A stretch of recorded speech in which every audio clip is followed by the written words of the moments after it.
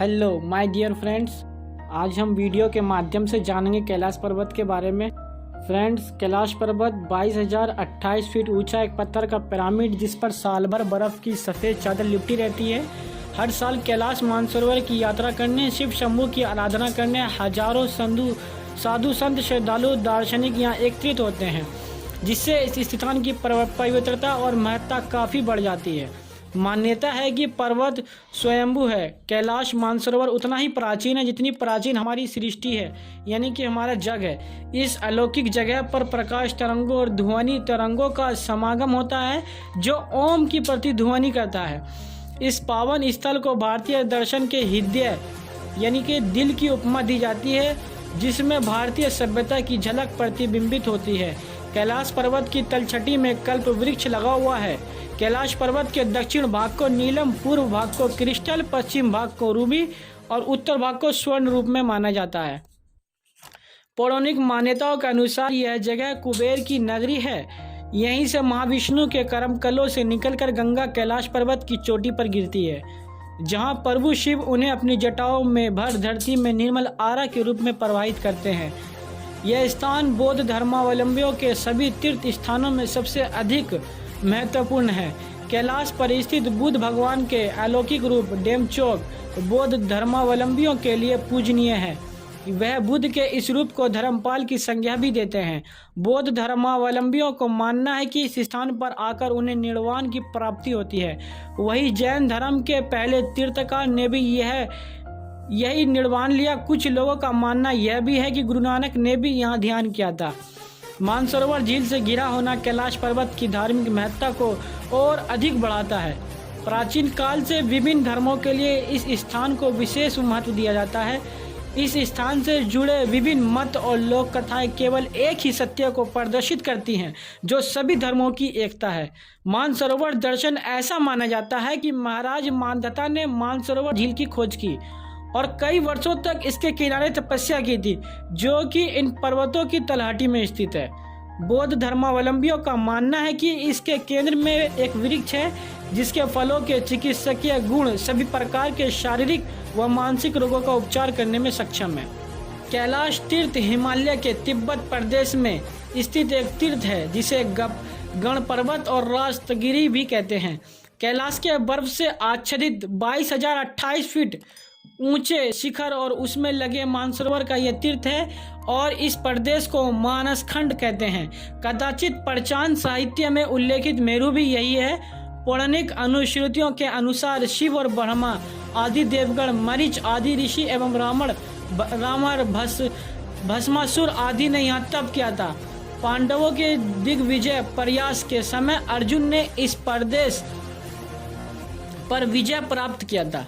युधिष्ठिर के राजसूय यज्ञ में इस प्रदेश के राजा ने उत्तम घोड़े, सोना, रत्न और बाघ के पूंछ के बने काले और सफेद चामर भेंट किए थे। इस प्रदेश की यात्रा व्यास, भीम, कृष्ण, दत्तात्रेय आदि ने भी की थी। इनके अतिरिक्त अन्य अनेक ऋषि मुनियों के यहाँ निवास करने का उल्लेख प्राप्त हुआ है। कुछ लोगों का कहना है कि आदि शंकराचार्य ने इसी के आसपास कहीं अपना शरीर त्याग भी दिया था। जैन धर्म में भी इस स्थान का महत्व है। वह कैलाश को अष्टापद कहते हैं। कहा जाता है कि प्रथम तीर्थकार ऋषभदेव ने यही निर्वाण प्राप्त किया था। बौद्ध साहित्य में मानसरोवर का उल्लेख अनवपप्त के रूप में हुआ है। उसे पृथ्वी स्थित स्वर्ग कहा गया है। बुद्ध अनुश्रुति है कि कैलाश पृथ्वी स्थित स्वर्ग कहा गया है। बौद्ध अनुश्रुति है कि कैलाश पृथ्वी के मध्य भाग में स्थित है। उसकी उपत्यका में रत्न खचित कल्प वृक्ष है। कल्प वृक्ष दोस्तों उसको कहते हैं जो कि जिस पर हम खड़े होकर के कुछ भी कल्पना करें, हमें वो चीज़ मिल जाती है। और अब आजकल का समय तो वो रहा नहीं मेरे दोस्तों। अब कलयुग चल रहा, घोर कलयुग से भी दूसरे युग में हम। डेमचोक धर्मपाल वहाँ के अधिष्ठाता देव हैं। वे व्याघ्र चम्र धारण करते, मुंडमाल पहनते हैं और उनके हाथ में डम डिग्री और त्रिशूल है। वज्र उनकी शक्ति है। 11वीं शती में सिद्ध मिलिरपा इस प्रदेश में अनेक वर्ष तक रहे। विक्रमशिला के प्रमुख आचार्य दीपशंकर श्रीज्ञान 982 से 154 ईस्वी तिब्बत नरेश के आमंत्रण पर बौद्ध धर्म के प्रचारार्थ यहाँ आए थे। कैलाश पर्वतमाला कश्मीर से लेकर भूटान तक फैली हुई है और लहाचू और झोंगचू के बीच कैलाश पर्वत है, जिसके उत्तरी शिखर का नाम कैलाश है। इस शिखर की आकृति विराट शिवलिंग की तरह है। पर्वतों से बने षोडशदल कमल के मध्य यह स्थित है। यह सदैव बर्फ से आच्छादित रहता है। इसकी परिक्रमा का महत्व कहा गया है। तिब्बती भोटिया लोग कैलाश मानसरोवर की 3 अथवा 13 परिक्रमा का महत्व मानते हैं और अनेक यात्री दंड प्रणिपात करने में से एक जन्म का 10 परिक्रमा करने से एक कल्प का पाप नष्ट हो जाता है। जो 108 परिक्रमा पूरी करते हैं उन्हें जन्म मरण से मुक्ति मिल जाती है। कैलाश मानसरोवर जाने के अनेक मार्ग हैं, किंतु उत्तर प्रदेश के अल्मोड़ा स्थान से अश्ककोट, खेल, गर्वी अंग, लिपुले खिंड, तकलाकोट होकर जाने वाला मार्ग अपेक्षाकृत सुगम है। यह भाग 338 मील लंबा है और इसमें अनेक चढ़ाव उतार हैं। जाते समय सरलकोट तक 44 मील की चढ़ाई है। इसके आगे 46 मील उतराई है। मार्ग में अनेक धर्मशाला और आश्रम है जहां यात्रियों को ठहरने की सुविधा प्राप्त है। गर्वी अंग में आगे की यात्रा के निमित्त या खच्चर, कुली आदि मिलते हैं। तकलाकोट तिब्बत स्थित पहला ग्राम है जहां प्रति वर्ष जेठ से कार्तिक तक बड़ा बाजार लगता है। तकलाकोट से तारचेन जाने के मार्ग में मानसरोवर पड़ता है। कैलाश की परिक्रमा तारचेन से आरंभ होकर वहीं समाप्त होती है।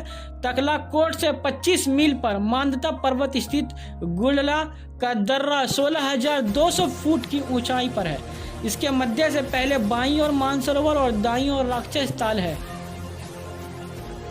उत्तर की ओर दूर तक कैलाश पर्वत के हिमाच्छादित धवल शिखर का रमणीय दृश्य दिखाई पड़ता है। दोस्तों, हमने आज कैलाश पर्वत के बारे में बहुत कुछ जाना। अगर आप और भी कुछ जानना चाहते हैं तो दोस्तों हमें कमेंट करें, लाइक करें और हमारे चैनल को सब्सक्राइब करें।